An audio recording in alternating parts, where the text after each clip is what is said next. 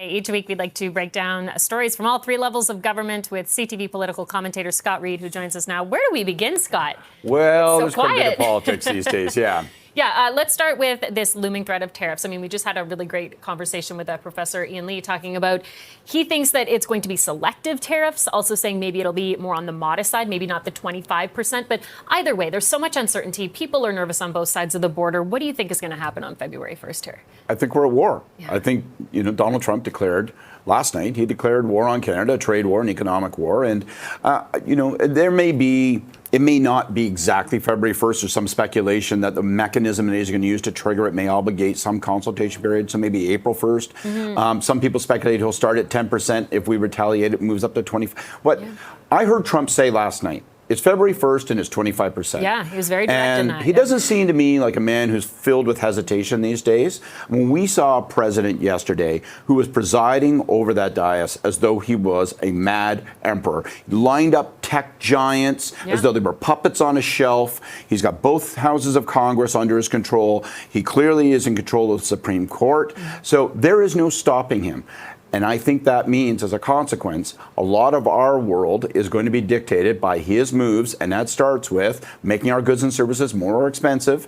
We're going to be facing tariffs, and I think it's going to come, it's going to hurt, and it's going to last a while because, unlike last time, he's not going to respond to a governor going in to see him or a senator saying this is bad for America. First of all, those people don't have the guts, the courage to go see him and say that. And second, I think he is going to press through until we hit the midterms. So we could be in for a year, year and a half, 2 years of this, because the only thing that he will respond to now is political pain that hurts him, Donald Trump. He doesn't care if it hurts us. He doesn't care if it hurts even his own people. If it hurts Trump, then he'll react. And that's going to be our objective now, make him feel the pinch. I'm wondering what you think of the response at the federal and provincial level, because even last week, I know the premier was talking about this, saying, we're looking at the possibility of 500,000 jobs in this province affected by tariffs if we see them, and also saying these are coming. And at the federal level, there's been a lot of, wait and see. What are we going to do? What will the retaliation look like?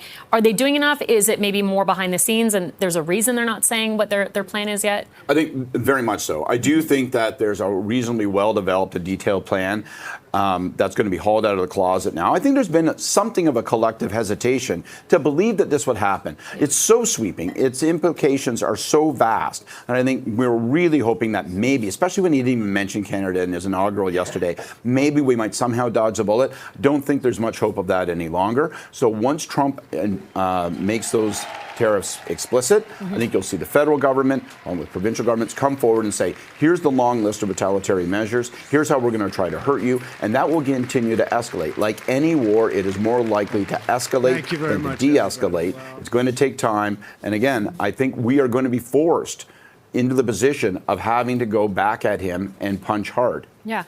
Provincially, there's this looming question, are we headed into a provincial election? Because the premier has talked about it, I'd say, for the last couple of weeks now, saying, well, if we're hit with these tariffs, I have to spend money. I don't have a mandate from the people in this province saying we need to do something to offset the impact here. And it sounded like as recently as yesterday, it's very likely. What are you hearing and what do you think the likelihood is here that we're headed to a provincial election? 100% we're going to a provincial election. Okay. Right? I would say 110% if there was such a thing. Look, Doug Fort's been looking, actually, to be honest. He's been looking for a reason to call an early election. He likes where his poll numbers are. A lot of the discussion around Canada-US has actually further bolstered the premier's standing. So he wants to cash in now before there's further trouble, before there's economic disruption and pain that might turn people away from their incumbent government, before his opposition leaders maybe get some momentum, and before Pierre Poilievre becomes prime minister, because that shifts the balance when you then have a conservative prime minister in office in Ottawa. So I think we're for sure going into an election. He's going to argue that he needs the election to get a mandate. You're going to see whether or not voters buy that, or do voters say, no, it looks to us like you're trying to exploit this for partisan political gain, and we're going to punish you. Right now, he's riding high in the polls, and he's betting that even if there's some hesitation on the part of voters, he'll still come out with a large majority. Do you think it will be a quick election? It will be a 28-day election. I think we're going to see it. My prediction is early February. We'll have an election in early March. So you're going to have a federal Liberal leadership to pick the next prime minister unfolding. You're going to have an Ontario election unfolding. You've got Trump setting off grenades every single day, and those tariffs either looming or in effect. It's going to be one hell of a season. There's going to be a lot for people, especially voters, to keep track of, right? Because that can be a little bit overwhelming. There is that voter fatigue after a while when you have to pay attention to all different levels of government and what actually affects you. Well, and people are going to be anxious. Businesses and individual workers are going to be wondering what comes next, what's this mean? And the fear, of course, is that people start to pull their horns in. They don't spend, they don't invest. That further slows down the economy, and it exaggerates the effect of the tariffs, or perhaps even starts to bring some of the bad economic news before the tariffs have hit. Yeah. Last thing I would say municipally, if there's an Ontario election, going to be really interesting to watch Toronto Mayor Olivia Chow. She's a lifelong New Democrat, former New Democrat MP. You would expect her typically to weigh into this race heavily on the side of the NDP, backing Marit Stiles as leader, but she's established such a relationship with Doug Ford.